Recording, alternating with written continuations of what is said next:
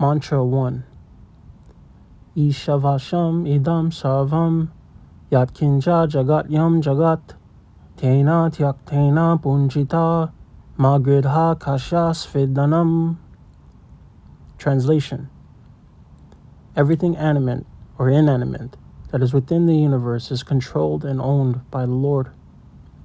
One should therefore accept only those things necessary for himself, which are set aside as his quota, and one should not accept other things, knowing well to whom they belong. Purport: Vedic knowledge is infallible because it comes down to the perfect disciplic succession of spiritual masters, beginning with the Lord himself. The first word of Vedic knowledge was spoken by the Lord himself, and it is being received from transcendental sources. The words spoken by the Lord are called apurashaya, which indicates that they are not delivered by any mundane person. A living being who lives in the mundane world has 4 defects. 1. He is certain to commit mistakes. 2. He is subject to illusion. 3. He has a propensity to cheat others. And 4. His senses are imperfect. Being conditioned by these 4 imperfections, one cannot deliver perfect information of all-pervading knowledge. The Vedas are not produced by such imperfect creatures. Vedic knowledge was originally imparted into the heart of Brahma, the first created living being, and Brahma, in his turn, disseminated this knowledge to his sons and disciples, who have handed down the process through history. Since the Lord is Pranam, or all-perfect, there is no possibility of his being subjected to the laws of material nature. However, the living entities and inanimate objects are both controlled by the laws of nature and ultimately by the Lord's potency. This isopanisad is part of the Ajur Veda, and consequently it contains information concerning the proprietorship of all things existing within a universe. This is confirmed in the 7th chapter of Bhagavad Gita, where para and apara prakriti are discussed. The elements of nature, earth, fire, water, air, ether, mind, intelligence, and ego, all belong to the inferior or material energy of the Lord, whereas the living being, the organic energy, is the para prakriti, superior energy of the Lord. Both of the prakritis, or energies, are emanations from the Lord, and ultimately he is the controller of everything that exists. There is nothing in the universe that does not belong either to the para or the apara prakriti. Therefore everything is the property of the Supreme Being. The Supreme Being, the absolute personality of Godhead, is a complete person, and he has complete and perfect intelligence to adjust everything by means of his different potencies. The Supreme Being is often compared to fire, and everything organic and inorganic is compared to the heat and light of that fire. Just as fire distributes energy in the form of heat and light, the Lord displays his energy in different ways. He thus remains the ultimate controller, sustainer, and dictator of everything. He is the knower of everything and the benefactor of everyone.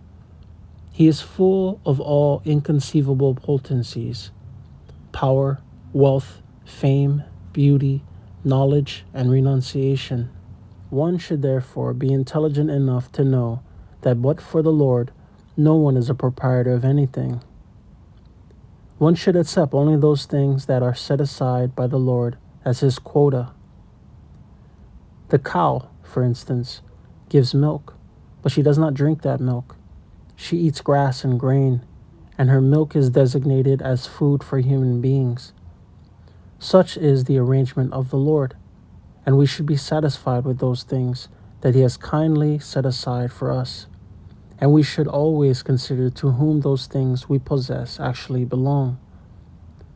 A house, for instance, is made of earth, wood, stone, iron, cement, and so many other material things. And if we think in terms of Sri Isopanisad, we must know that We cannot produce any of these materials ourselves. We can simply bring them together and transform them into different shapes by our labor. A laborer cannot claim to be a proprietor of a thing just because he has worked hard to manufacture it. In modern society, there is always a great quarrel between the laborers and the capitalists. This quarrel has taken an international shape, and the world is endangered. Men face one another in enmity and snarl, just like cats and dogs. Sri Isopanisad cannot give advice to the cats and dogs, but it can deliver the message of Godhead to man through the bona fide acharyas, holy teachers. The human race should take the Vedic wisdom of Isopanisad and not quarrel over material possessions. One must be satisfied with whatever privileges are given to him by the mercy of the Lord. There can be no peace if the communists or capitalists or any other party claims proprietorship over the resources of nature, which are entirely the property of the Lord. The capitalists cannot curb the communists simply by political maneuvering, nor can the communists defeat the capitalists simply by fighting for stolen bread. If they do not recognize the proprietorship of the Supreme Personality of Godhead, all the property that they claim to be their own is stolen. Consequently, they will be liable to punishment by the laws of nature. Nuclear bombs are in the hands of both communists and capitalists, and if both do not recognize the proprietorship of the Supreme Lord, it is certain that these bombs will ultimately ruin both parties. Thus, in order to save themselves and bring peace to the world, both parties must follow the instructions of Sri Isopanisad. Human beings are not meant to quarrel like cats and dogs. They must be intelligent enough to realize the importance and aim of human life. The Vedic literatures are compiled for humanity and not for cats and dogs. Cats and dogs can kill other animals for food without incurring sin. But if a man kills an animal for the satisfaction of his uncontrolled taste buds, he is responsible for breaking the laws of nature. Consequently, he must be punished. The standard of life for human beings cannot be applied to animals. The tiger does not eat rice, wheat, or drink cow's milk because he has been given food in the shape of animal flesh. There are many animals and birds that are either vegetarian or carnivorous, but none of them transgress the laws of nature, as these laws have been ordained by the will of God. Animals, birds, reptiles, and other lower life forms strictly adhere to the laws of nature. Therefore, there is no question of sin for them, nor are the Vedic instructions meant for them.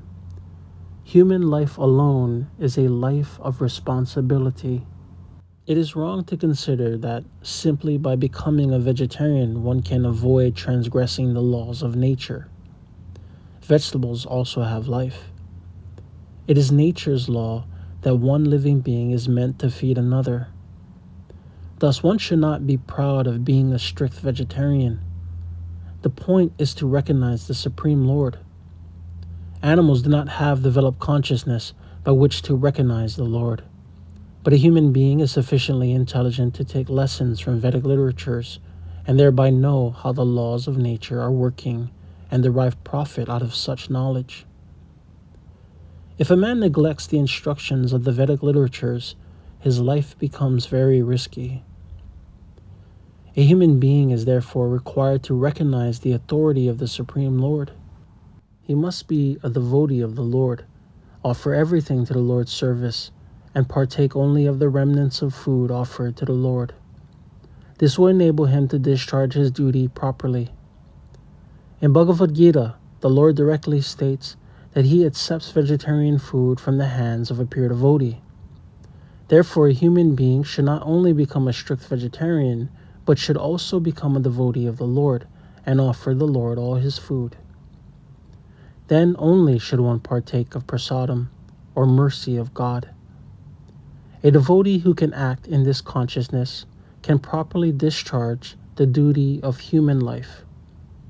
Those who do not offer their food to the Lord actually eat sin and subject themselves to various types of distress, which are the results of sin. The root of sin is deliberate disobedience to the laws of nature through disregarding the proprietorship of the Lord. Disobedience to the laws of nature or the order of the Lord brings ruin to a human being.